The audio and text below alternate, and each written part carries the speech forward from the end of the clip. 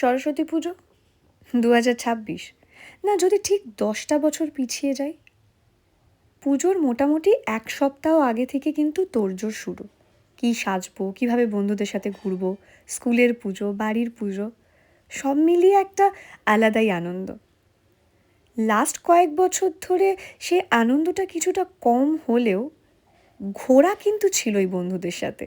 শাড়ি পরে ওই সারা সকাল ঘোরা কোনো রকমভাবে অঞ্জলিটা দিয়ে, সেটা একদম বাধা ধরা ছিল। এবছর সরস্বতী পুজোটা একদম আলাদা।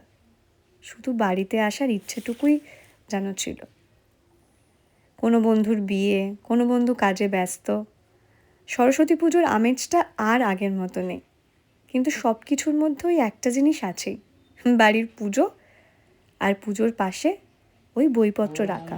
বইপত্র অনেক দিন গুটিয়ে ফেললেও ওই যে নাচ নাটক ওই যতটুকু আছে, আর আশেপাশের বাচ্চাদেরকে ঘুরতে দেখলে, আনন্দ করতে দেখলে নিজেদের ছোটোবেলাটা খুব বেশি করে আজ মনে পড়ছে। সবাই সরস্বতী পুজো খুব ভালোভাবে কাটান, ভালো থাকুন, সুস্থ থাকুন।